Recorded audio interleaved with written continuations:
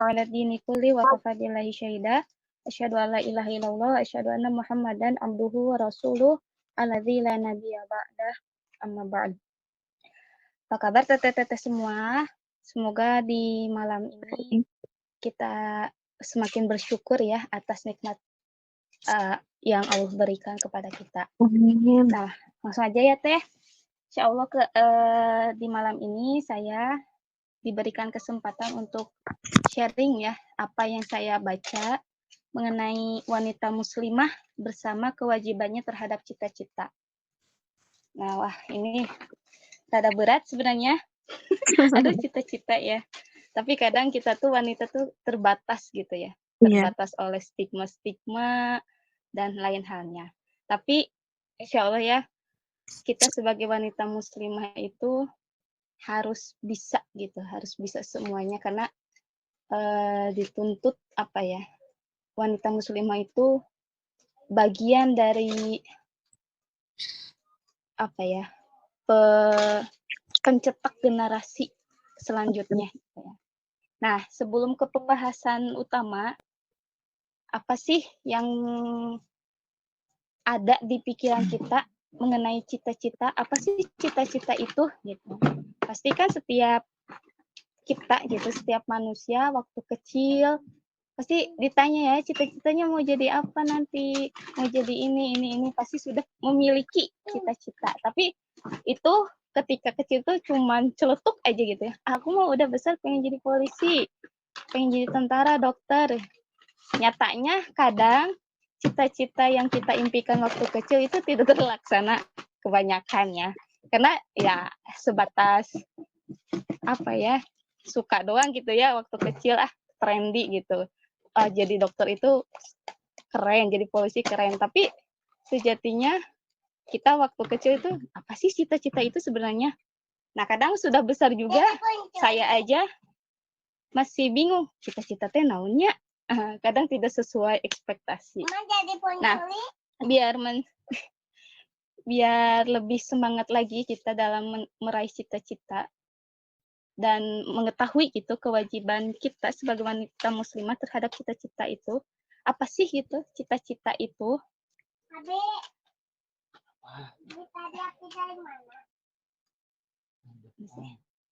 Nah, menurut Kamus Besar Bahasa Indonesia, cita-cita itu adalah keinginan yang selalu ada di dalam pikiran kita. Ya. Mencita-citakan sesuatu berarti memiliki keinginan yang sungguh-sungguh atau menjadikan tujuan akhir. Biasanya, cita-cita adalah sesuatu yang berkaitan dengan karir di masa depan dan merupakan target jangka panjang gitu.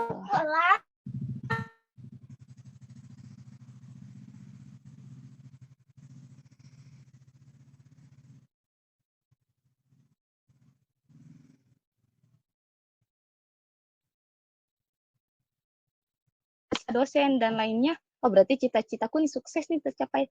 Ternyata cita-cita itu tidak terbatas atau tidak hanya digambarkan mengenai profesi saja gitu. Bisa saja cita-cita itu sesuatu yang berupa keinginan gitu ya untuk apa ya, keinginan untuk menguasai keterampilan. Kalau jelas ya, kalau kayak jadi koki, guru, tentara, atau arsitek, atau pembisnis, itu bisa masuk ke karir gitu. Ternyata cita-cita juga menguasai keterampilan yang kita inginkan, itu juga bisa menjadi sebuah cita-cita. Terus, apalagi sih yang termasuk cita-cita? Bisa saja kita ingin berprestasi di bidang yang kita minati gitu. Nah, misalnya kita senangnya bidang apa ya, kuliner misalnya. Punya rumah makan itu kan bisa menjadi sebuah cita-cita juga kan gitu. Dan atau juga ingin memiliki sesuatu yang penting untuk di masa depan. Nah, itu juga bisa menjadi cita-cita. Jadi cita-cita itu tidak terbatas hanya menjadi apa dan mendapatkan profesi apa gitu. Ini tidak terbatas cita-cita. Terus intinya cita-cita itu selama apa yang kita inginkan dalam pikiran kita, itulah yang bisa menjadi cita-cita kita ke depannya gitu. Nah, saya belajar ini mengutip dari Quran surat Al-Kahfi ya ayat 60. Belajar dari ini ayatnya bentar. A'udzubillahi minasyaitonirrajim. Wa idh qala Musa li fatahu la abrahu hatta ablugha majma'al bahraini aw amdi huquba. Yang artinya, dan ingatlah ketika Musa berkata kepada muridnya, aku tidak akan berhenti berjalan sebelum sampai ke pertemuan dua buah lautan, atau aku akan berjalan sampai bertahun-tahun. Quran surat Al-Kahfi ayat 60. Nah ya teman-teman gitu. Maksudnya dari ayat ini apa sih yang kita bisa ambil? Nah di ayat ini itu tahu nggak? Pasti teman-teman setidaknya udah pernah tahu ya kisah Nabi Musa yang ingin bertemu dengan Nabi Khidir. Nah, kisahnya itu apa ya? Di tafsir Quran bahwasanya Nabi Musa itu lagi senang-senangnya menimba ilmu, lagi semangat-semangatnya menimba ilmu sampai Nabi Musa itu mengetahui nih, dapat informasi bahwa ada hamba Allah gitu ya, yang benar-benar cerdas dan ilmunya tuh belum Nabi Musa dapatkan gitu. Nah, sampai Nabi Musa tuh pengen bertemu nih sama hamba Allah ini gitu ya, Nabi Khidir ini gitu. Pengen belajar sama Nabi Khidir, pengen Nabi Khidir itu jadi jadi gurunya gitu. Nah, dari situ Nabi Musa tuh mencari ya, karena dulu mah nggak ada media sosial kan ya, pasti kalau mau cari guru ya kita menghampiri ke tempat guru tersebut kan. Nah, begitu juga dengan Nabi Musa. Nabi Musa itu melakukan perjalanan yang cukup panjang untuk menemui Nabi Khidir ini. Kemudian bentar. Kemudian akhirnya Allah pertemukan gitu dengan Nabi Khidir gitu. Nah, apa sih hikmah dari ayat ini gitu? Nah, kalau kita ini gitu, ketika dalam perjalanan gitu ya, Nabi Musa untuk menemui Nabi Khidir ini, kita kan nggak tahu ya apa yang akan terjadi dalam perjalanan, apa yang akan kita temui, halang rintangnya di perjalanan, tapi Nabi Musa itu bekerja keras gitu, tetap kekeh dan terus semangat untuk tetap bertemu sama Nabi Khidir, sampai di ayat itu Nabi Musa berkata, ini au amdi hukuba, kalau saya nggak ketemu atau sampai ke dua buah lautan, aku ya bakal terus jalan nih sampai bertahun-tahun pun aku tetap jalan sampai ketemu sama Nabi Khidir. Nah, kita juga dalam mengejar impian seperti Nabi Musa, impiannya itu kan cita-citanya ingin belajar sama Nabi Khidir. Kita anggap saja gitu ya, cita-cita ke depan kita itu jadi apa gitu. Nah, kayak Nabi Musa gitu. Meskipun halang rintang di depan, mau bertahun-tahun berjalan juga, ya aku harus mencapai cita-citaku gitu. Nah, itu mungkin dari surat Al-Kahfi ya, ayat 60. Nah, bisa dikutip juga nih, yang bisa menjadi penyemangat kita untuk tetap mengejar cita-cita kita ya. La abrahu hatta ablugh. Aku tidak akan berhenti sebelum aku sampai. Au amdi hukuba, atau aku akan berjalan sampai bertahun-tahun. Nah, ayat ini juga harusnya bisa memotivasi kita ya. Meskipun kita terhalang apa ya, berbagai macam ya gitu ya, kesibukan kah, atau banyak alasan gitu, ini itulah harus diingat lagi di ayat ini gitu. Bagaimana perjuangan Nabi Musa untuk mengejar impiannya, yaitu bertemu dengan Nabi Khidir gitu. Nah dalam tafsir tafsir apa ya, lupa lagi saya. Menurut Abdullah bin Amr itu, hukuba itu diartikan 80 tahun. Nah, jadi Nabi Musa untuk bertemu dengan Nabi Khidir itu menghabiskan 80 tahun perjalanan. 80 tahun perjalanan untuk menimba ilmu dengan Nabi Khidir gitu. Nah, menurut Mujahid juga hukuba itu diartikan 70 kharifan atau masa gitu. Menurut Ibnu Abbas, hukuban itu artinya dahron atau sepanjang masa. Jadi artinya dalam meraih cita-cita atau mengejar impian itu ya bukan waktu sehari 2 hari gitu. Sehari semangat, besoknya enggak, udahlah selesai gitu. Enggak, ternyata terus sepanjang masa ya, apalagi kita sebagai wanita muslimah gitu. Madrasatul ula gitu. Al-Madrasatul ula gitu ya. Madrasah pertama bagi nanti anak-anak kita, bagi anak didik kita, entah bagi penerus atau generasi-generasi Islam selanjutnya,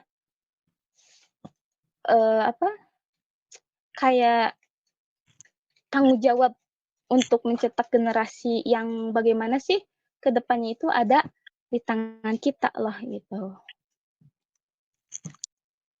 Nah, kadang kita dalam mencapai cita-cita kita tuh banyak nih. Aku pengen jadi ini. Kadang kita tuh terhalang oleh stigma atau perkataan yang yang mendownkan gitu. Membuat kita tuh berpikir udahlah ngapain gitu ya.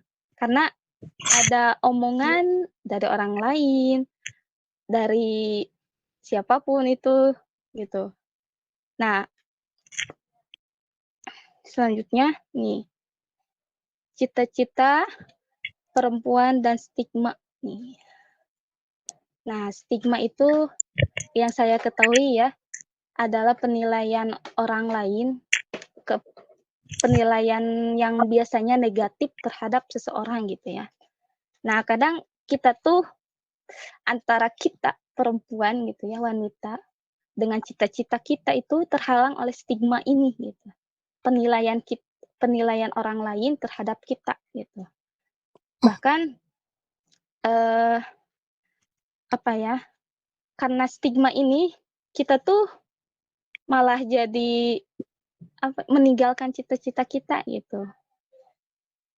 Sebenarnya ada 2 pertanyaan nih yang mendasar yang mesti kita jawab nih dalam hidup. Yang pertama, pertanyaannya, siapa sih aku tuh gitu. Yang kedua, hidup ini untuk apa gitu ya. Nah, yang pertama mungkin nanti harus didalami lagi ya. Menjawabnya itu harus melalui perenungan, butuh waktu yang panjang untuk mengenal diri sendiri gitu. Butuh sedih, senang, dan banyak pengorbanan ya untuk mengetahui siapa sih aku gitu. Tapi untuk menjawab yang nomor 2 pasti kita tahu ya, untuk apa sih hidup kita itu. Di surat saya lupa, yang wa mal khalaqtul jinna wal insa illa liya'budun. Itu ya udah familiar ya. Tidaklah Allah Al-Hujurat ya.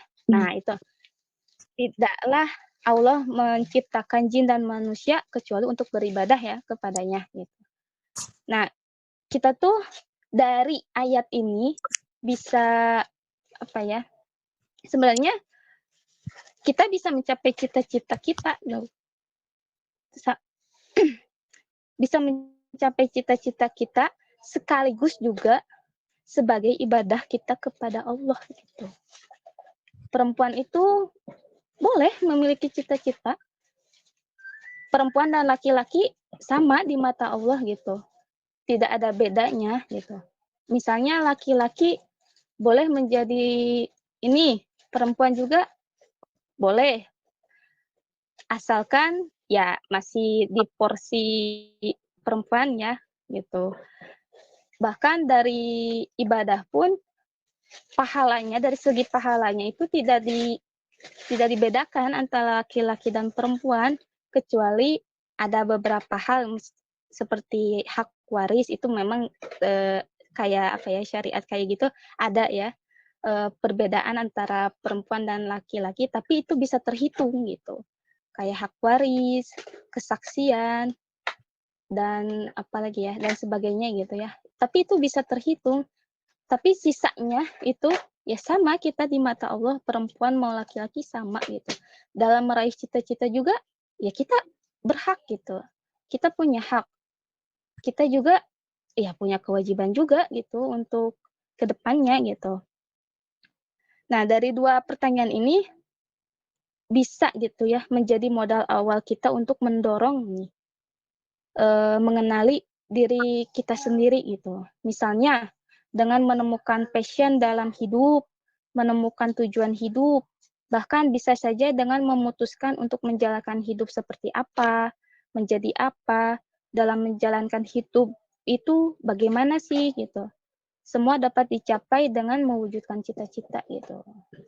Nah, batasannya ya itu ya, kita itu mengejar cita-cita tujuannya untuk apa? Tujuannya ya kembali lagi untuk liya'budun gitu, untuk ya ibadah kepada Allah gitu.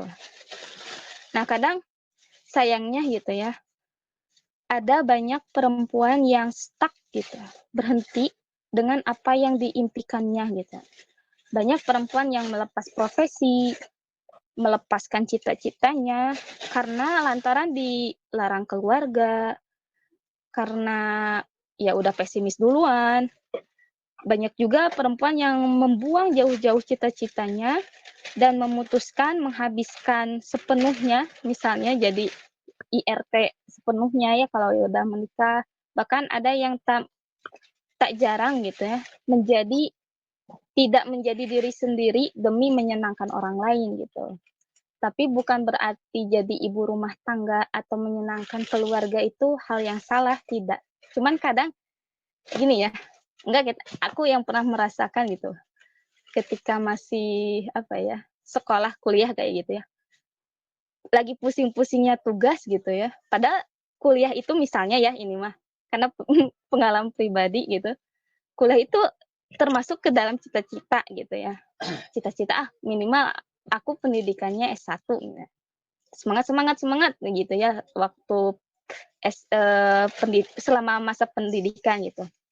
Tiba-tiba suatu saat itu kadang kita tuh merasa bosan atau misalnya pusing karena tugas-tugas. Kadang larinya tuh, ah kuliah tuh capek ih, tugas banyak, duit keluar banyak, udah mending nikah aja. Oh, nikah mah gini-gini. Nah, kadang nikah itu jadi pelarian ya. Seakan-akan nikah itu menjadi jawaban atas masalah yang kita hadapi saat itu gitu. Padahal tidak juga gitu. Karena udah ngalamin gitu ya. Ternyata nikah itu kayaknya nggak, kalau dibandingkan dengan kuliah gitu, lebih ribet nikah gitu ya. Ternyata ya bukan itu tuh jawabannya gitu.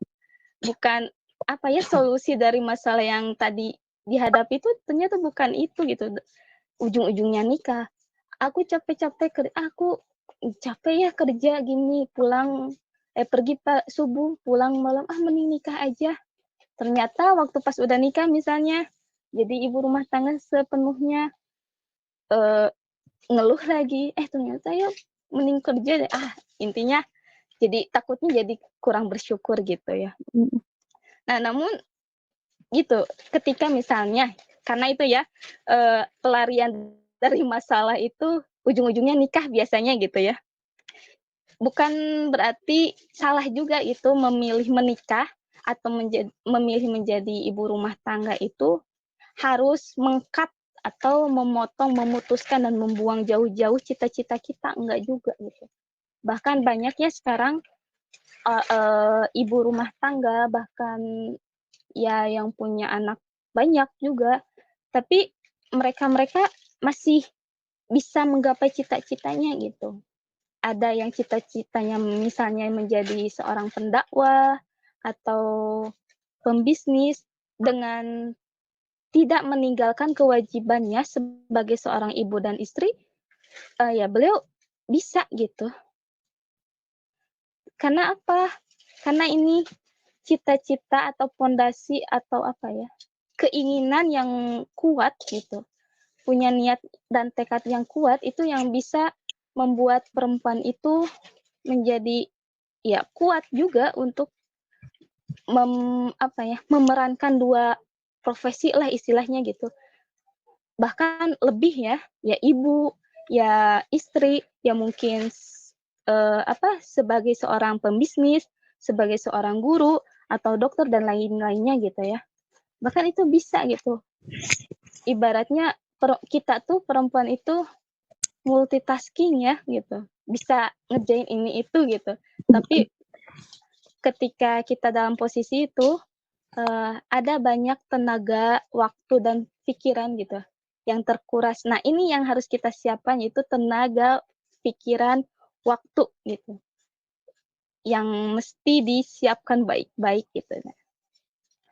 Nah, ini ibarat sebuah rumah, cita-cita adalah bangunan permanen di mana perempuan akan bermukim seumur hidupnya gitu. Untuk itu, fondasi ini mesti dibangun terlebih dahulu sebelum menjadi seorang ibu. Wajib bagi perempuan untuk menemukan siapa dirinya sudah menjadi orang gitu, bukan hanya sekedar manusia aja gitu. Nah, memang ini nggak mudah ya, prosesnya pasti sangat panjang, ada manisnya, ada pahitnya. Kadang tak terbendung gitu ya emosinya tuh. Banyak perempuan yang memilih menyerah dan menikah kan gitu. Tadi ya, setelah menikah apa yang telah dibangun gitu, apa yang udah dimimpikan, apa yang udah dicita-citakan, lantaran tidak kokoh nih pondasinya, keinginannya dan tekadnya, akhirnya roboh gitu. Cita-citanya ya jadi luntang-lantung, nggak terwujud gitu. Jadi ya jadi kaditu henteu, kadi henteu gitu. Ya meskipun menjadi ibu rumah tangga seutuhnya itu bukan pilihan yang salah juga kan ya. Baik. Sebenarnya banyak perempuan juga yang bisa mengerjakan banyak hal, melanjutkan studi, misalnya sembari berkeluarga pun bisa, berbisnis sembari berkeluarga juga bisa. Banyaklah contoh-contohnya ya, bahkan sekarang itu banyak orang-orang sukses ya dari karangan perempuan gitu. Tapi beliau-beliau masih bisa gitu mengurus keluarganya juga gitu. Nah, ini nih stigma yang sering kita dengar mungkin ya. Atau pernah mungkin dari teteh-teteh, kalau saya pernah nih, apa ya? Ngapain sih perempuan sekolah tinggi-tinggi, ujung-ujungnya ke dapur juga? Pernah nggak? Sering Kalau teh. nggak, alhamdulillah sih. Nah, gitu ya. Ini kayaknya budaya Indonesia mungkin ya. Kadang kita tuh udah apa ya, semangat-semangatnya udah powerful gitu ya, semangat, ya cita-citaku ya minimal S2 lah atau minimal S3. Baru S1. Ngapain sih ngejar S1? Anak aku juga itu lulus SMA, nikah, dapat orang kaya. Gitulah. Ibaratnya gitu. Terus ngapain sih S2, doktor atau apa gitu ya. Ujung-ujungnya perempuan mah ya masak lagi, ujungnya ke dapur. Nah, kadang pengen gitu ya. Pengen ngarendos teh.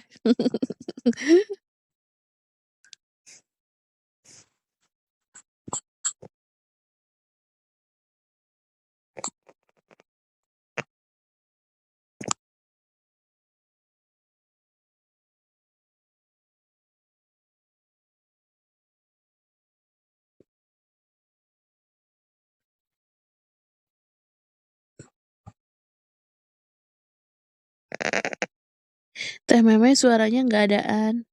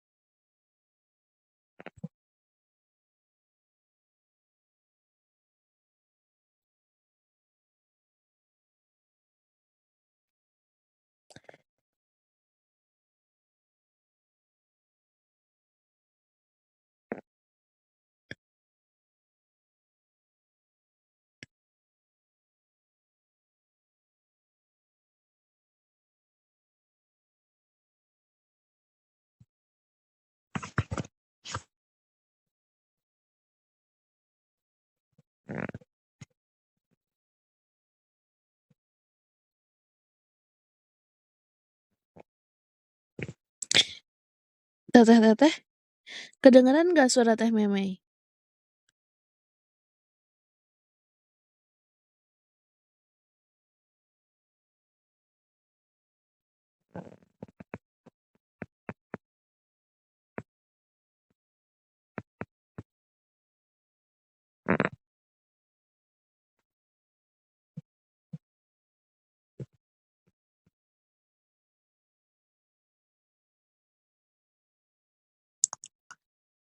Angga Teh? Bismillahirrahmanirrahim. Masya Allah ya, sebenarnya pas ngedenger tema hari ini agak jelek juga ya, karena ngomongin masalah cita-cita itu jadi salah satu hal yang bagi saya pribadi gitu, apa ya, topik yang sensitif gitu ya, kalau bisa dibilang mungkin. Karena bener kata Teh Meme, cita-cita itu walaupun kita bisa temukan maknanya dalam kamus atau dalam Google definisinya, tapi ketika ditanya cita-cita itu, cita-cita kita apa, ya jawabannya blank gitu, nggak tahu apalagi di usia segini gitu. Karena pernah dengar juga katanya semakin dewasa kita itu semakin sulit untuk menentukan apa yang kita inginkan.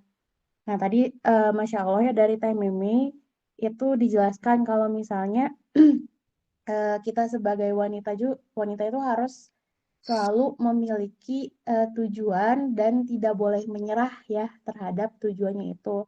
Tadi juga dalam uh, surat Al-Kahfi ya kalau tidak salah dijelaskan kalau misalnya Allah aja udah mencontohkan uh, apa sih makna dari cita-cita dengan tadi cerita dari Nabi Musa alaihissalam yang beliau itu tidak menyerah gitu karena dia cita-citanya pengen belajar dari seorang uh, Nabi Khidir, dia terus gitu walaupun uh, nggak memandang waktu lamanya, dia terus mengejar cita-cita. Itu mungkin Teh ya kalau dari saya, mangga teteh-teteh yang lain. Oke, terima kasih Teh Gina. Nah, sekarang selanjutnya dari Teh Ilsa. Mangga Teh Ilsa. Bismillahirrahmanirrahim. Kalau dari Ilsa, sebanyak penjelasan yang tadi Teh Meme jelaskan, mungkin dapat disimpulkan bahwa apapun cita-citanya seorang muslimah, entah itu jadi dokter ataupun jadi koki atau jadi apapun, dia tidak meninggalkan kewajibannya sebagai seorang wanita. Ya walaupun dia berprofesi sebagai ibu rumah tangga, tapi tetap bisa menggapai cita-citanya, misalnya ingin kuliah ataupun ingin ingin berkarir seperti apa. Tidak ada halangan untuk seorang wanita mengejar cita-citanya. Dan apa yang tadi dijelaskan juga bahwa mengejar cita-cita itu ya harus sabar dan harus bersungguh-sungguh berusaha seperti kisah Nabi Musa dan Nabi Khidir yang dari Quran surat Al-Kahfi yang tadi. Mungkin segitu Teh kalau dari Ilsa. Oke, terima kasih Teh Ilsa. Teh Tiara bentar ya. Sepertinya Teh Tiara juga kurang gangguan sinyal. Oke, terima kasih Teh Ilsa, Teh Gina, Teh Memei. Oh iya, Teh Tiara, mangga Teh Tiara mau refleksi dulu.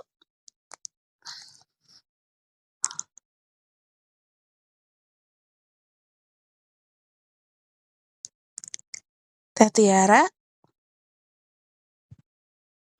Oh iya, aduh maaf Teh tadi sempat keluar soalnya sinyalnya tiba-tiba hilang gitu suara tetehnya. Iya nggak apa-apa Teh.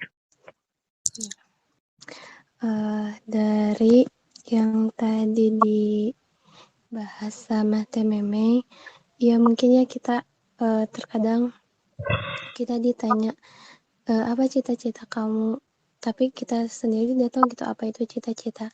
Tapi betul ya tadi katakan Teh Memei, kita sebagai manusia, seorang muslimah, apa ya, kita itu tidak, apa ya, bukan berarti kita itu tidak punya cita-cita gitu. Justru kita sebagai seorang muslimah itu harus mempunyai cita-cita yang besar gitu, cita-cita yang tinggi gitu. Dan yang Tiara pahami, cita-cita itu tidak hanya sekedar misalnya yang tadi ya, profesi gitu. Misalnya aku ingin jadi seorang dokter, aku ingin jadi seorang guru, aku ingin jadi seorang insinyur ataupun apa itu. Cita-cita itu tidak hanya sekedar itu, kan tadi arti dari kata cita-cita itu tujuan atau sesuatu yang ingin kita capai. Arti dari kata cita-cita itu bisa meluas gitu ya. Misalnya ketika kita sebelum misalnya tadi kata Teh Memei, sebelum berumah tangga mah cita-cita ini, tapi setelah berumah tangga terkadang cita-cita kita itu tidak tercapai gitu karena mungkin izin dari suami lah, karena itu lagi nih lah gitu ya. Tapi kita bisa ubah gitu ya cita-cita kita atau tujuan kita gitu. Asalkan tujuan itu tuh emang ya ada gitu membuat kita tuh intinya mah cita-cita itu bisa kita ubah gitu. Misalnya sebelum sebelum menikah tuh kita cita-citanya ingin S1, terus udah S1 S2, setelah S2 S3, setelah S3 kita pengennya misalnya mengajar menjadi seorang dosen gitu ya di suatu universitas apa. Tapi setelah menikah mungkin tujuan atau cita-cita kita itu yaitu gitu fokus terhadap keluarga gitu ya, keluarga kita. Misalnya karena mungkin suami kita tidak mendukung untuk kita mengejar karir kita, ya kita bisa gitu, cita-cita kita itu misalnya ingin menjadikan gitu anak kita itu menjadi anak-anak yang saleh dan salehah gitu, itu bisa termasuk ke dalam cita-cita gitu, cita-cita seorang ibu gitu, pasti ya gitu ya, keinginan seorang ibu itu seperti itu, atau enggak ya minimal kita menjadi diri kita baik terlebih dahulu, seperti itu mungkin terjadi. Arti cita-cita di sini itu bisa meluas gitu ya, karena cita-cita ini akan tidak hanya itu aja, justru cita-cita ini harus kita kembangkan lebih lagi gitu, sesuai dengan kondisi kita saat ini gitu. Karena ya kalau misalnya kita stuck di situ, ya kita pasti akan ngerasa ya cita-cita aku nggak tercapai, tapi enggak, kita harus terus perbarui cita-cita kita, karena kan yaitu kan cita-cita itu tujuan keinginan kita gitu, seperti halnya nanti gitu ya setelah tua nanti, cita-cita kita enggak tua sih, dari sekarang gitu, mungkin cita-cita kita aku ingin misalnya nanti gitu ya bersama keluarga itu berada di surganya Allah gitu, itu mungkin termasuk ke dalam cita-cita kita sebagai seorang muslimah, karena ya seperti kita ketahui ya, muslimah itu sangat berperan penting gitu di dalam suatu keluarganya. Dan betul juga tadi ada istilah buat apa seorang wanita itu menempuh pendidikan yang sangat tinggi S1, S2, S3. Ya justru itu gitu ya. Kalau kita tidak menempuh pendidikan itu gitu, mungkin pemikiran kita itu akan stuck di situ gitu. Kita tidak akan mau gitu untuk mengembangkan apa gitu keinginan dan tujuan kita. Mungkin itu teh yang Tiara pahami dari penyampaian Teh Mei. Terima kasih. Terima kasih Teh Tiara. Alhamdulillah ya teteh-teteh. Teteh-teteh merefleksikan apa yang Teh Memei sampaikan dengan baik gitu ya. Mungkin sedikit tambahan dari saya. Teteh-teteh, cita-cita itu adalah hasrat untuk memiliki sesuatu, menemukan sesuatu, dan menuntun kita pada tujuan. Teteh-teteh harus bersyukur ketika kita punya cita-cita. Harus bersyukur ketika kita melihat orang-orang di sekeliling kita itu punya cita-cita, punya hasrat. Artinya dia masih semangat untuk hidup. Ya teteh-teteh, Karena cita-cita itu membawa gairah, teteh-teteh. Membuat hidup kita lebih semangat dari biasanya. Tapi teteh-teteh, justru teteh-teteh harus khawatir ketika diri kita tidak punya cita-cita. Ya, harus khawatir. Kenapa harus khawatir? Karena artinya ada sesuatu yang istilahnya mah teteh-teteh pendam. Ada sesuatu yang perlu istilahnya mah ada apa nih gitu ya sampai istilahnya mah tidak punya cita-cita. Cita-cita itu nggak harus jadi sesuatu, nggak harus jadi seseorang gitu ya. Cukup kita menjalani hari-hari kita dengan baik gitu ya. Sebagaimana suatu hadis dikatakan bahwa hari kita itu hari ini, hari esok harus lebih baik daripada hari ini. Nah, ketika kita menjalani hari esok lebih baik dari hari ini, itu termasuk teteh-teteh sedang menjalankan misi, sedang menjalankan cita-cita teteh sebagai seorang muslim yang di mana setiap harinya harus lebih baik gitu ya. Nah, dari materi hari ini ya, tentang cita-cita dengan wanita muslimah dengan cita-citanya, betul tadi yang disampaikan gitu ya. Kita sebagai seorang muslimah berhak dan punya hak yang sama seperti haknya seorang laki-laki dalam menjalani tujuan hidupnya. Itu hak mutlak ya, teteh-teteh, tidak ada yang bisa membantah gitu ya.